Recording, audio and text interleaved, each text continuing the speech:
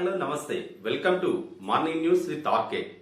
ఈరోజు ప్రధాన పత్రికల్లో వచ్చినటువంటి వార్తలను విశ్లేషిద్దాం.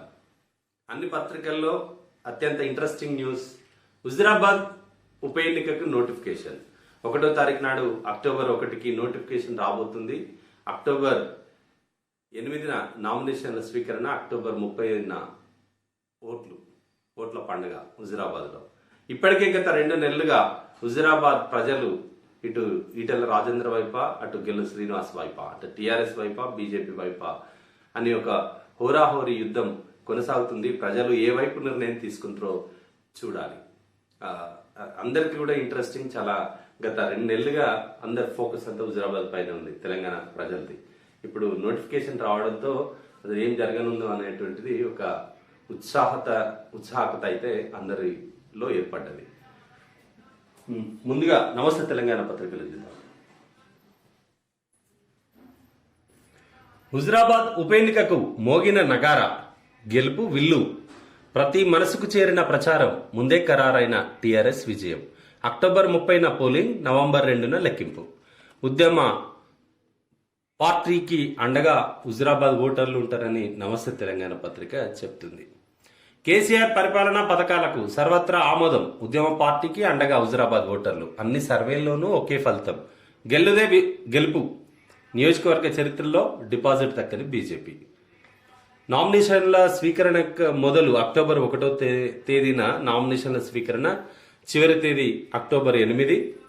నామినేషన్స్కి పరిశీలన అక్టోబర్ 11. ఉపసంహరణకి విత్డ్రాస్కి అక్టోబర్ 13.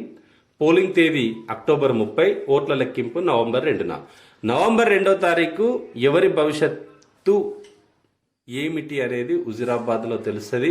ఇప్పటికీ ప్రభుత్వం అంటే టీఆర్ఎస్ పార్టీ అన్ని అస్త్రాలను కూడా అక్కడ ఉపయోగిస్తూ ఉంది.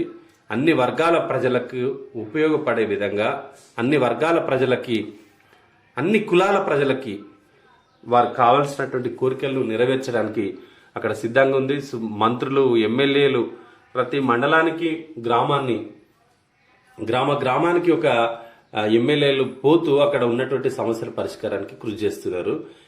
సేమ్ టైం ఒక 6 దఫాలుగా గెలిచినటువంటి ఈటెల రాజేందర్ కూడా అక్కడ మంచి హోల్డింగే ఉంది.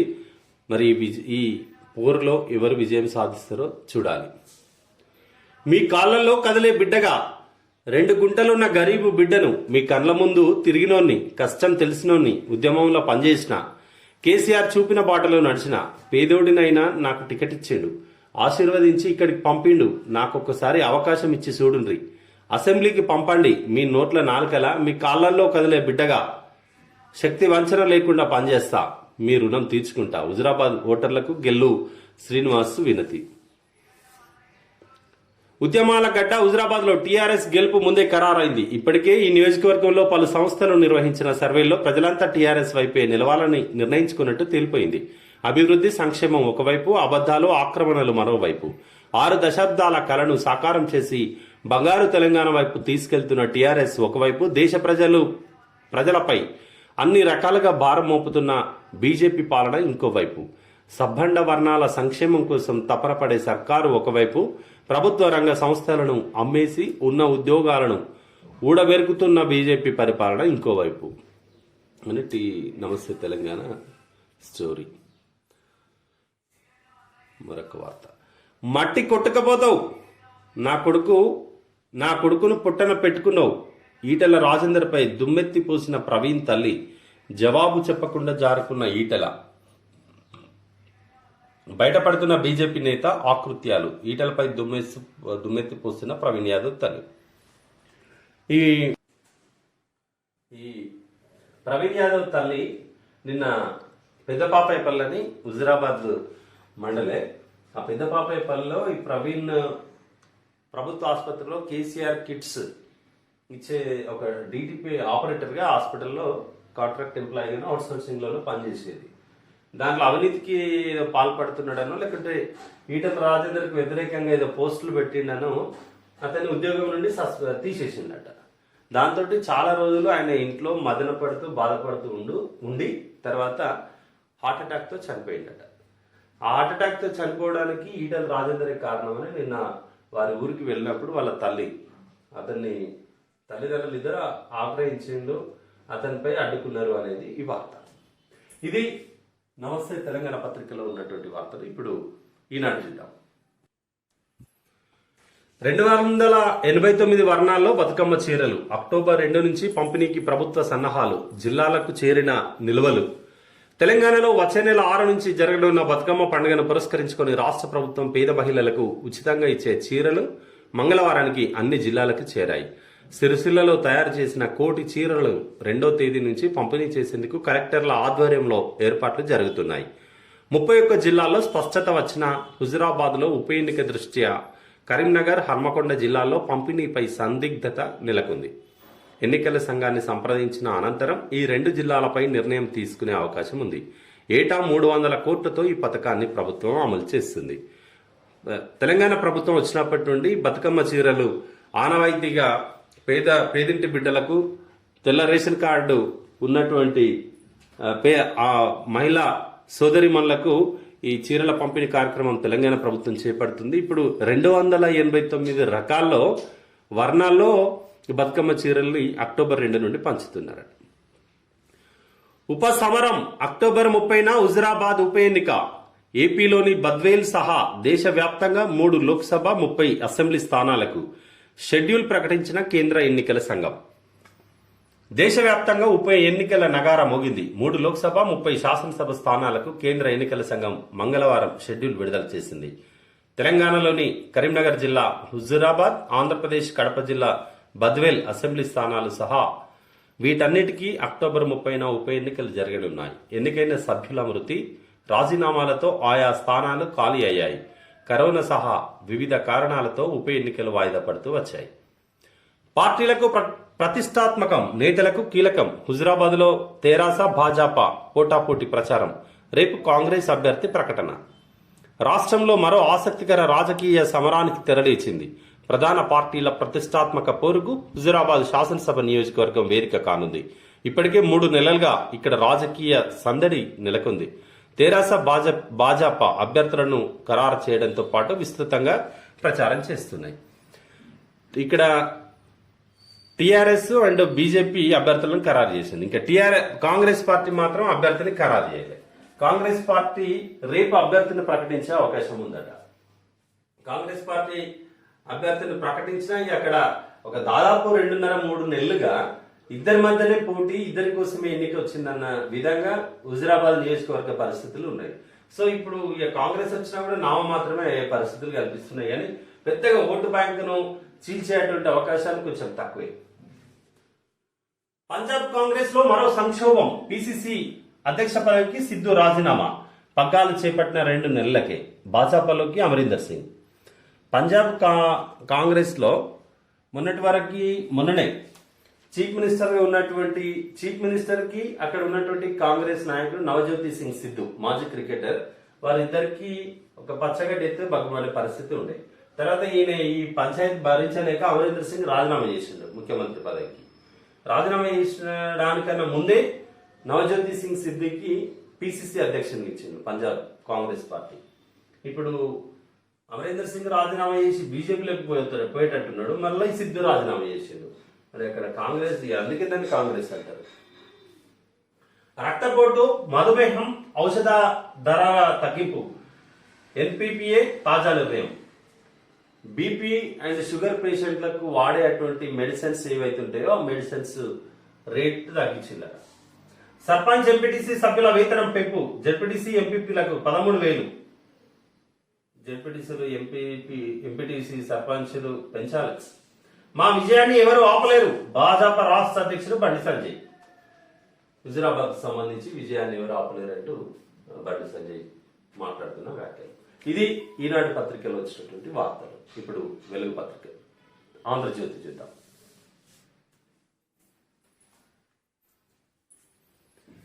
జెడ్పీటీసీ, ఎంపీటీసీ సభ్యులకు పెరిగిన వేతనం. సీఎం కేసీఆర్ హామీ మేరకు జీతాల పెంపు ప్రభుత్వ చిత్తశుద్ధికి నిదర్శనం. మంత్రి హరీష్.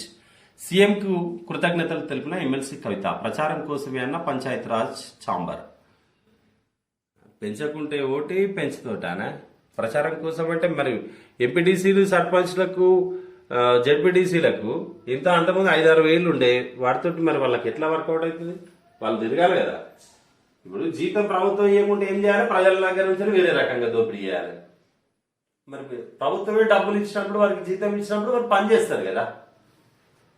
హుజురాబాద్ కు మోగిన నగారా. వచ్చే నెల 8 నుంచి నామినేషన్లు. షెడ్యూల్ విడుదల చేసిన ఈసీ వెంటనే అమల్లోకి కోడ్.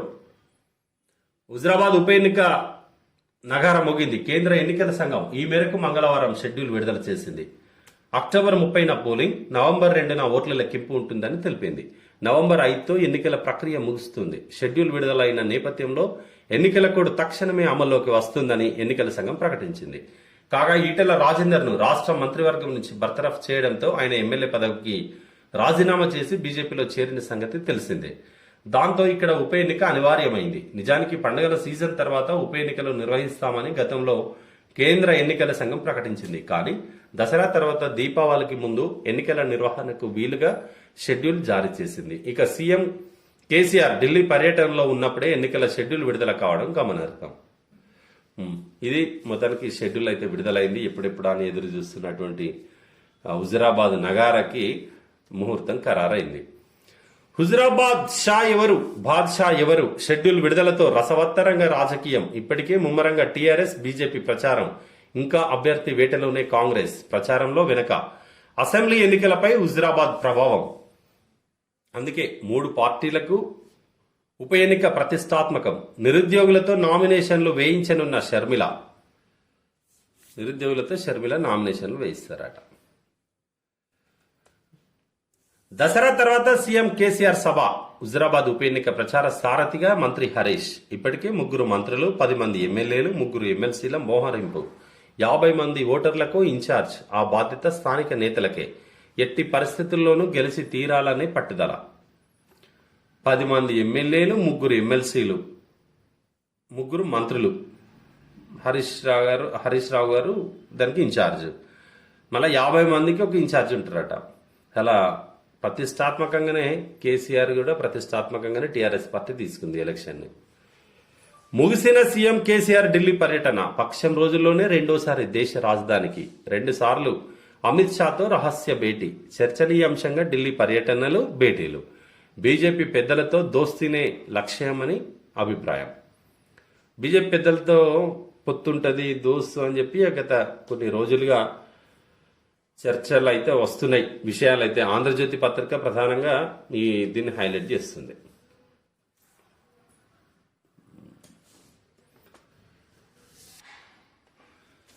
మునిగిన పంట. భారీ వర్షానికి జలమయమైన పంట చేలు.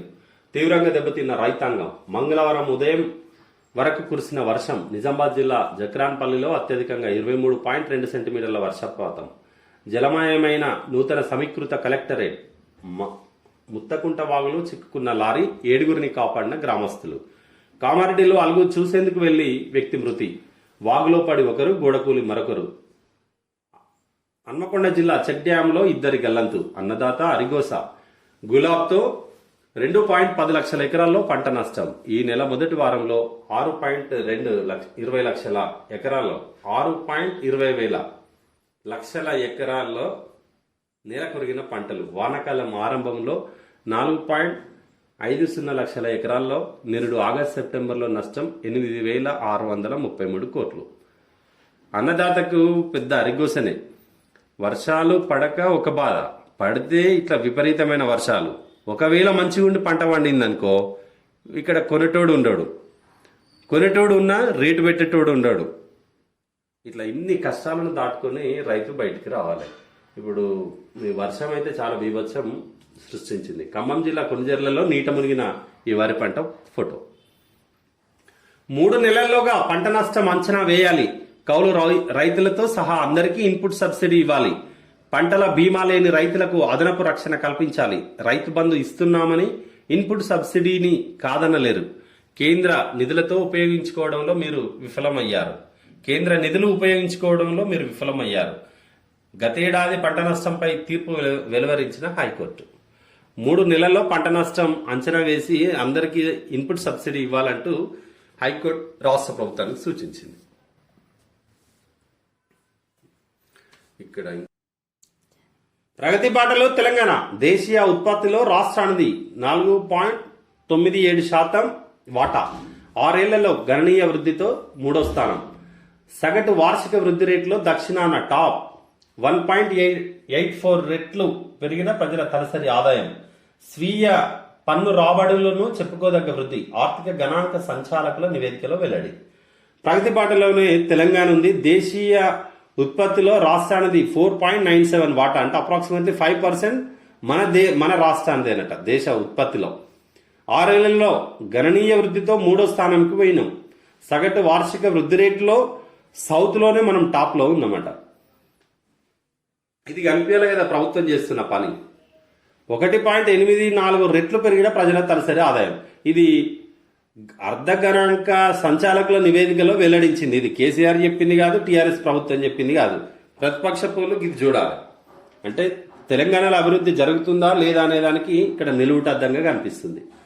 తెలంగాణ ప్రజల రుణానుబంధం అప్పుల్లో 67.2% గ్రామీణ కుటుంబాలు.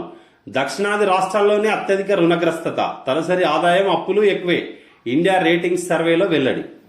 ఇక్కడనేమో అభివృద్ధిలో మన వార్షికంగా ఉన్నటువంటి తలసరి ఆదాయంలో ప్రజల తలసరి ఆదాయం పెరిగిందనేది ఒక వార్త. ఇక్కడ ఇంకొక సర్వే, ఇండియా రేటింగ్ సర్వేలో అప్పుల్లో 67% గ్రామీణ కుటుంబాలు ఉంటాయి. ఈ మొత్తం దక్షిణాదిలోనే మనమే మళ్ళా ఇక్కడ కూడా మనమే టాప్. అత్యధిక రుణగ్రస్తత, ఎక్కువ అప్పులు తీసుకున్నటువంటి వారు మనమే. తలసరి ఆదాయం ఎక్కువే, అప్పులు ఎక్కువే. మరి ఏడు ఇన్వెస్ట్ చేస్తున్నారు? ఇక్కడ ఇది ఆంధ్రకు సంబంధించిన వార్త. అసలు వీళ్ళు మనుషుల ఇంకోట అర్థం కాదు. కనీస కామన్ సెన్స్ మనం ఒక సెలబ్రిటీగా ఇవాళ పవన్ కళ్యాణ్ కావచ్చు, ఈడు పోసాని కృష్ణమురళి కావచ్చు, ప్రజలు చూస్తారు, పిల్లలు చూస్తారు. మనం ఏం వాళ్ళకి మన నుంచి ఏం ఒక సినిమా స్టార్స్ అంటే ఒక ఇమేజ్ ఉంటుంది కాబట్టి మనం ఏం చెప్తున్నాం, పిల్లలు ఏం వింటారు, మన నుండి ఏం నేర్చుకుంటారు అనే ఇంకిత జ్ఞానం లేకుండా దరిద్రపు వెధవలు వీళ్ళు. ఇష్టం ఉన్నట్టు ఏం మాటలు అవి? అరే పిల్లలు, మా సెలబ్రిటీ ఆయన అంటే అభిమానించేటువంటి పిల్లలు చాలా మంది ఉన్నారు. ఇష్టం ఉన్నటువంటి మాటలు, కొంత కామన్ సెన్స్ కూడా వాడట్లేదు. వారి వ్యక్తిగత ప్రయోజనాల కోసం, వ్యక్తిగత ఫేమ్ కోసం ఏం బూతులు. వెధవ బుద్ధి లేదా? బ్రోకర్ గాడివి, లోఫర్ గాడివి, సైకోవి, దరిద్రపు నా కొడుక. నువ్వు రాజకీయాలు వదిలిపెట్టి ఏ చావైనా చావు, మీ అమ్మను భార్యను కూడా తిడతా, చేతనైంది చేసుకో. పవన్ కళ్యాణ్ పై నటుడు వైసీపీ కార్యకర్త పోసాని బూతు పురాణం. అసలు ఈయన తిట్టిన దానికి ఇంత ప్రియారిటీ ఫ్రంట్ పేజ్ వార్త కూడా అవసరం లేదు. ఎందుకు ఆయన ఏమైనా ఏం ఘనకార్యం చేసిండని ఒక వ్యక్తిని ఇష్టం ఉన్నట్టు తిడితే ఇంత మన ఫ్రంట్ పేజీలో అంత వార్త ఇవ్వాలనా? దేనికి ఉపయోగపడది? దానివల్ల ఈ ప్రజలకు ఏమైనా ఉపయోగమా? ఆయన తిట్టడం వల్ల ఈయన తిడితే ఏమైనా వస్తుందా? ప్రజలకు ఏమైనా ఉపయోగమా? ఈ వార్త తెలుసుకోవడం వల్ల ఏమైనా ఉపయోగమా? ఎందుకు ఇంత ప్రియారిటీ ఆంధ్రజ్యోతి? నన్ను విమర్శించు, కుటుంబం జోలికి రావద్దు అని ఆగ్రహం, రాయడానికి వీల్లేని అసభ్య పదజాలంతో విరుచుకుపడ్డ వైనం. తమ్ముణ్ణి అదుపులో పెట్టుకోవాలని చిరంజీవికి సూచన. పోసానిపై దాడికి పవన్ ఫ్యాన్స్ యత్నం, అడ్డుకున్న పోలీసులు. సినీ పరిశ్రమకు పవన్ కళ్యాణ్ గుదిబండ, సజ్జల.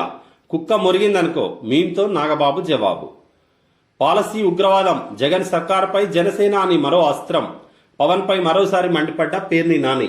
గ్రామ సింహాల ట్వీట్ కు వరాహ సమానులంటూ కౌంటర్. నిన్న గ్రామ సింహాలంటూ పవన్ కళ్యాణ్ గారు ఒక ట్వీట్ చేయడం జరిగింది. దానికి పేర్ని నాని కూడా కౌంటర్ గా వరాహ సమానులంటూ ఈయనకు ఒక కౌంటర్ ట్విట్టర్ ఇచ్చింది.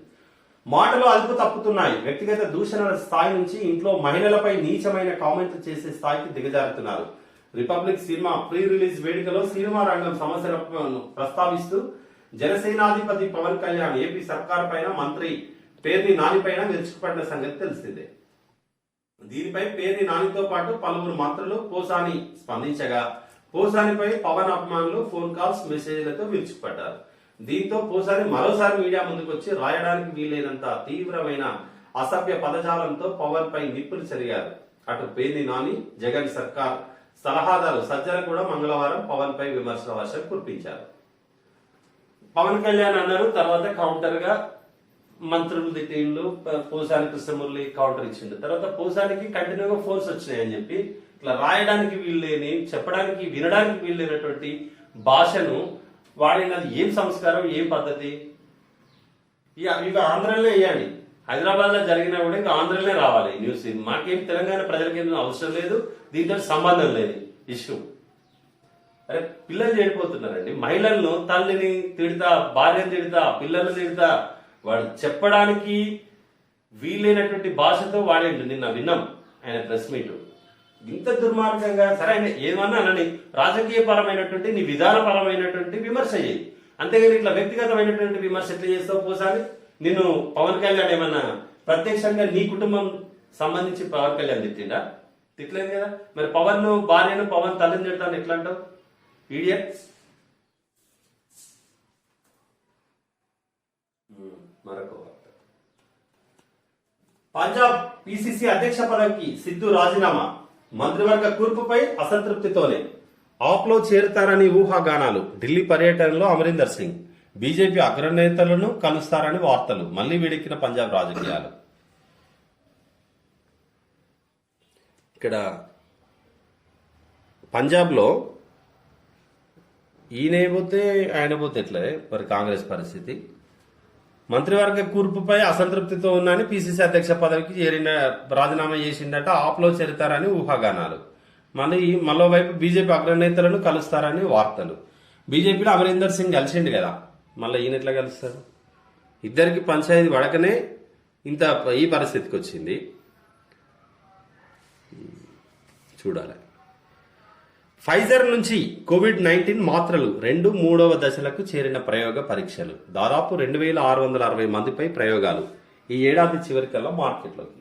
ఫైజర్ నుంచి కోవిడ్ కు మాత్రలు కూడా వచ్చినాయట. 2-3 దశల్లో 3వ దశలకు చేరిన ప్రయోగం. దాదాపు 2660 మందిపై ప్రయోగం చేసిందట. బాగానే ఉందట. ఈ ఏడాది చివరికల్లా మార్కెట్లోకి వచ్చే అవకాశం ఉందని చెప్తున్నారు. వెలుగు పత్రికలో వచ్చినటువంటి వార్తలు చెప్తాం. ఇది షెడ్యూల్. అక్టోబర్ 30న bypoll, Huzurabad siren. Notification October 1, నామినేషన్ల గడువు అక్టోబర్ 8, పరిశీలన అక్టోబర్ 11, పోలింగ్ అక్టోబర్ 30, ఓట్ల లెక్కింపు నవంబర్ 2. రోడ్ షోలు, బైక్ ర్యాలీలు, కార్ల ర్యాలీలు బంద్. పోలింగ్ కు 72 గంటల ముందే ఎన్నికల ప్రచారం ముగుస్తుందని సీఈఓ శశాంక్ గోయల్ చెప్పారు. ప్రచారంలోనూ కరోనా రూల్స్ పాటించాల్సిందేనని స్పష్టం చేశారు. రోడ్ షోలు, బైక్ ర్యాలీలు, కార్ల ర్యాలీలకు అనుమతి లేదన్నారు. నామినేషన్ సెంటర్ కు 100 మీటర్ల దూరం వరకు 3 వాహనాలకు మాత్రమే అనుమతిస్తామని తెలిపారు. ఇండోర్ లో క్యాంపెయిన్ కి మొత్తం కెపాసిటీలో 30% వరకు. ఇండోర్ లో క్యాంపెయిన్ కు మొత్తం కెపాసిటీలో 30% వరకు, అవుట్డోర్ లో 50% వరకు ప్రచారానికి అనుమతి ఉందన్నారు. నేషనల్ పార్టీకి సంబంధించి 20 మంది స్టార్ కంపైనర్స్ ఉంటారని చెప్పారు. ఇంటింటి ప్రచారం కేవలం 5గురితో మాత్రమే చేపట్టాలని మన నిన్న ఎలక్షన్ కమిషనర్ చెప్పిండు శశాంక్ గోయల్, సీఈఓ. పోలింగ్ కు 72 గంటల ముందే ప్రచారం బంద్. కరీంనగర్, హన్మకొండ జిల్లాల్లో అమల్లోకి కోడ్. పోలింగ్ స్టాఫ్ ఏజెంట్లకు 2 డోసుల వ్యాక్సిన్ తప్పనిసరి. అక్టోబర్ 30న తెలంగాణ ఆత్మ గౌరవ దినం. హుజరాబాద్ ఎన్నికలు కేసీఆర్ అహంకారానికి, ప్రజల ఆత్మ గౌరవానికి మధ్య జరుగుతున్నవి. తెలంగాణ ప్రజలు ఆత్మ గౌరవ బావుట ఎగరవేసే రోజు అక్టోబర్ 30. ఆ రోజు ఆత్మ గౌరవ దినంగా భావించి ఆత్మ గౌరవాన్ని గెలిపించాలి. అదే నెలలో దసరా, బతుకమ్మ పండుగలు కూడా వస్తున్నాయి. పండుగ వాతావరణంలో ప్రజలే కథానాయకులై ఎన్నికల్లో పనిచేయాలి. నియోజకవర్గంలో దొంగ ఓట్ల నమోదుకు కుట్ర జరుగుతుంది, అందరూ అప్రమత్తంగా ఉండాలి అని ఈటెల రాజేందర్ మాట్లాడిన మాట. కాంగ్రెస్ క్యాండిడేట్ తేలేది రేపు. భూపాలపల్లి సభలో ప్రకటన. హైకమాండ్ పరిశీలనలో 4 పేర్లు. హుజరాబాద్ ఉప ఎన్నికకు సైరన్ మోగింది. అక్టోబర్ 30న పోలింగ్ నిర్వహించనున్నట్లు మంగళవారం కేంద్ర ఎన్నికల సంఘం ప్రకటించింది. ఈ మేరకు షెడ్యూల్ విడుదల చేసింది. శుక్రవారం నోటిఫికేషన్ జారీ చేయనుంది. మాజీ మంత్రి ఈటెల రాజేందర్ రాజీనామాతో జరుగుతున్న ఈ ఉప ఎన్నిక రాష్ట్రంలో హాట్ టాపిక్ గా మారింది.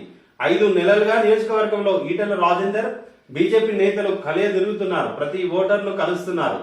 6 సార్లు ఇక్కడి నుంచి ఎమ్మెల్యేగా గెలిచిన ఈటెల తనకు ప్రజల మద్దతు ఉందని బలంగా నమ్ముతున్నారు. కేసీఆర్ అహంకారానికి, ప్రజల ఆత్మ గౌరవానికి మధ్య జరుగుతున్న ఎన్నికలు ఇవని ఆయన అన్నారు. మంత్రులు సహా టీఆర్ఎస్ లీడర్లు కూడా నియోజకవర్గంలో తిరుగుతున్నారు. టీఆర్ఎస్ తరఫున గెల్లు శ్రీనివాస్ బరిలో నిలిచారు. కాంగ్రెస్ ఇంకా తన అభ్యర్థిని ప్రకటించలేదు. ఇప్పటికి 3-4 నెలలుగా తిరుగుతూనే ఉన్నారు ఇద్దరు, ఇటు కాంగ్రెస్ కావచ్చు, ఇటు బీజేపీ, అటు టీఆర్ఎస్ ఇద్దరు కూడా హుజూరాబాద్ నియోజకవర్గంలో గల్లీ గల్లీ తిరుగుతూనే ఉన్నారు. ప్రజలు ఏం తీర్పిస్తారో మనం అక్టోబర్ 30 వరకు చూడాల్సినటువంటి అవసరం ఉంది. 50,000 ఎకరాల్లో పంట నష్టం. వరి, పత్తి, సోయా, మక్క, మిరప పంటలపై గులాబీ తుఫాన్ ఎఫెక్ట్.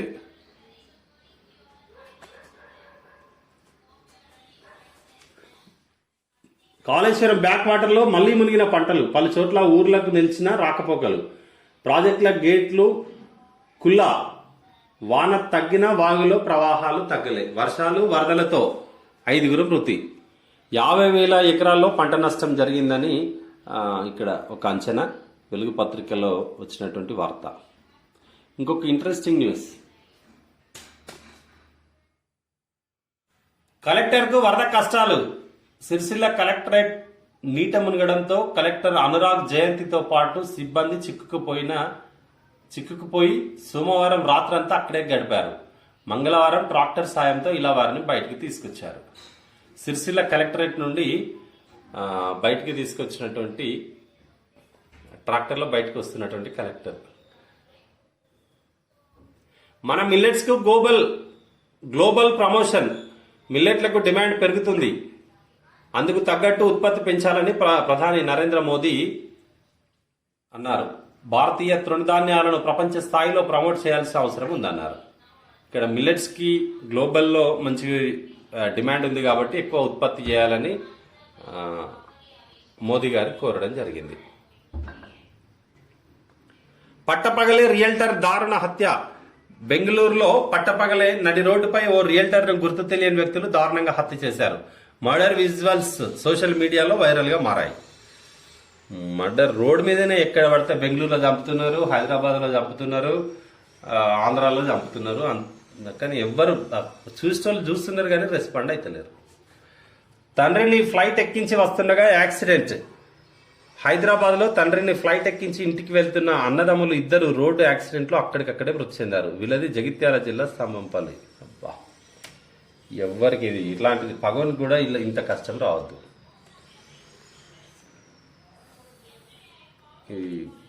భారీ వర్షానికి ఆసిఫాబాద్ జిల్లా చింతల మానపల్లి మండలం కర్జల్లి సమీపంలో దెబ్బతిన్న పత్తి చేను.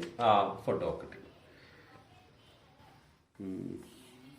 కాంగ్రెస్ లోకి కన్నయ్య మద్దతు ప్రకటించిన ఎమ్మెల్యే జిగ్నేష్. కాంగ్రెస్ లో చేరిన తర్వాత మంగళవారం ఢిల్లీలో మీడియాతో మాట్లాడుతున్న కన్నయ్య పక్కన ఎమ్మెల్యే జిగ్నేష్. మాజీ స్టూడెంట్ లీడర్ సిపిఐ నేత కన్హయ్య కుమార్ కాంగ్రెస్ లో చేరారు. ఢిల్లీలోని ఏఐసిసి హెడ్ క్వార్టర్స్ లో రాహుల్ సమక్షంలో పార్టీ కండువా కప్పుకున్నారు. గుజరాత్ ఇండిపెండెంట్ ఎమ్మెల్యే దళిత లీడర్ జిగ్నేష్ మేవాని కూడా పార్టీలో చేరాల్సి ఉన్నప్పటికీ టెక్నికల్ కారణాల వల్ల చేరలేదు. కాంగ్రెస్ కేవలం పార్టీ కాదు, ఒక ఐడియా. ఇది దేశంలోని oldest most democratic party. Congress లేనిదే దేశ భవిష్యత్తు లేదని చాలా మంది భావిస్తున్నారు అని కన్నయ్య మీడియాతో అన్నారు. నేను ఇంతకుముందు సిపిఐలో ఎంపీగా పోటీ చేసింది లాస్ట్ టైం కన్నయ్య. ఢిల్లీలో జరిగినటువంటి యూనివర్సిటీలో జరిగినటువంటి పరిణామాలతో కన్నయ్య అప్పుడు అరెస్ట్ కావడం, తర్వాత దేశ రాజకీయాల్లో ఒక యంగ్ లీడర్గా మారిపోయాడు. పుప్పాలగూడలో 42 ఎకరాల భూముల వేలంపై స్టే. రాష్ట్ర ప్రభుత్వం హైదరాబాద్ లో చేపట్టిన భూముల అమ్మకానికి మరోసారి ఎదురుదెబ్బ తగిలింది. రంగారెడ్డి జిల్లా పుప్పాలగూడలో 301 సర్వే నంబర్లో 42 ఎకరాలను వేలం వేయొద్దని హైకోర్టు స్టే ఆర్డర్ ఇచ్చింది. ఇప్పటికే 2 కేసుల్లో అక్కడ భూములను వేలం వేయరాదని హైకోర్టు మధ్యంతర ఆదేశాలు ఇచ్చింది. కాందశిక్కులకు ఇచ్చిన భూమిని వేలం వేయకుండా ఉత్తర్వులు ఇవ్వాలని నారాయణ దాస్ రిజ్వానీ వేసిన రిట్ ని మంగళవారం హైకోర్టు విచారించి స్టే ఆదేశాలు ఇచ్చింది. ఈ మేరకు acting chief justice MS Ramachandra Rao, justice Vinod Kumar తో కూడిన డివిజన్ బెంచ్ ఉత్తర్వులు ఇచ్చింది. ప్రభుత్వం కౌంటర్ దాఖలు చేయాలని హైకోర్టు వెల్లడించింది. పుప్పాలగూడలో ఏదైతే అమ్మకానికి పెట్టిందో దాని మీద స్టే ఇచ్చారు. 10th సిలబస్ పూర్తి చేసుడు ఎట్లా? జనవరి 10లోపే కంప్లీట్ చేయాలన్న సర్కార్. సాధ్యం కాదంటున్న హెడ్ మాస్టర్లు, టీచర్లు. 90 రోజుల్లో 100% సిలబస్ ఎట్లయితుందని ప్రశ్న. 70% తగ్గించాలని విజ్ఞప్తి. మరి జనవరి 10 వరకు ఇప్పుడు స్కూల్ స్టార్ట్ అయిందే, ఇటీవల వారం 10 రోజుల క్రితం వాళ్ళను 100% సిలబస్ ఎట్లా పూర్తవుతుంది?